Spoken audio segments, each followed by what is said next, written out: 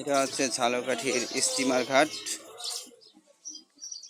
এখানে রকেট ঘাট আর কি। এটা রকেট যে যদি কেউ ঢাকা যায় তাহলে এখান থেকে রকেটে ঢাকা যাওয়া যাবে।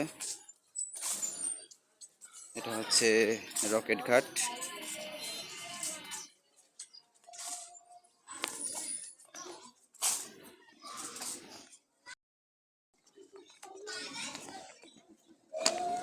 এই হচ্ছে রকেটের গেট, রকেট ঘাটের গেট।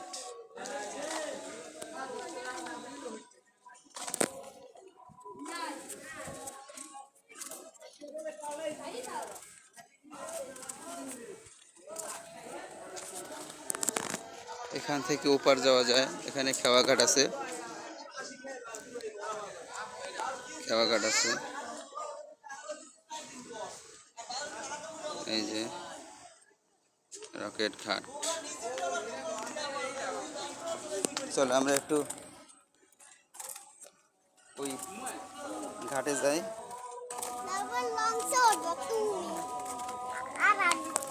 আস্তে আস্তে পড়ে যাবা কিন্তু, ঠিক আছে? হাত দাও, আমার হাত দাও। এটা হচ্ছে রকেট ঘাট, ঠিক আছে? খুব সুন্দর না বাবা?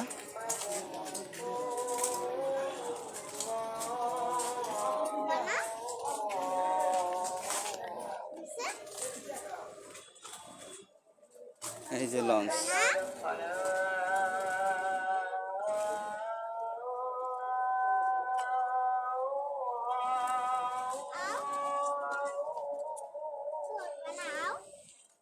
এটা ওঠা যাবে না,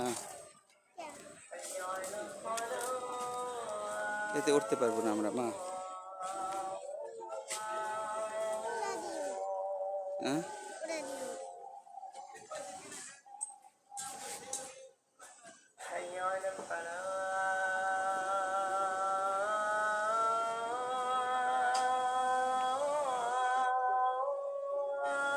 ওখান থেকে ওপার যাওয়া যায়।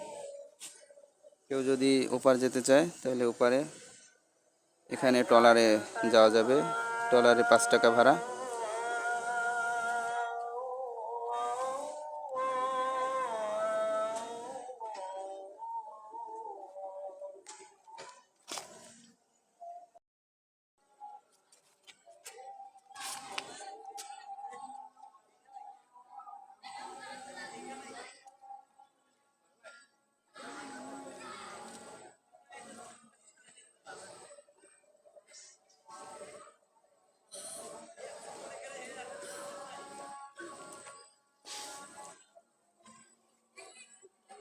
এটা হচ্ছে একটা তেলের শিপ।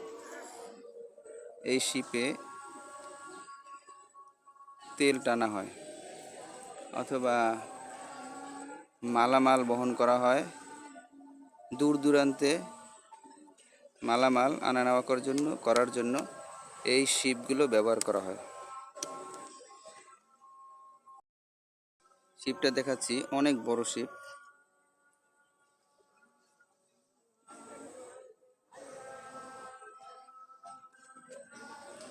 এই যে আমাদের স্ট্যান্ড, আমরা যেটার উপরে দাঁড়িয়ে আছি এটার সাথে নোঙর করা আছে এই শিপটি।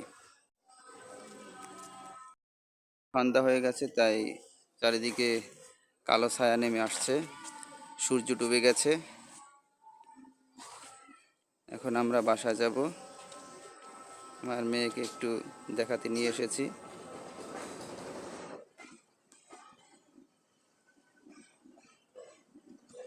দেখছো বাবা, দেখছো? এটা রকেট ঘাট।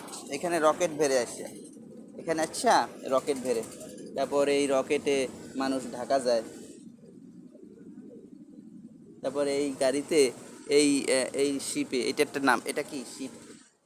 এটা কি শিপ? এই শিপে অনেকগুলো মালামাল একসাথে, কয়েকশো টন মালামাল নিয়ে ঢাকায় যায়, খুলনা যায়, চিটাগং যায়, অনেক অনেক দূর দেশেও যায়,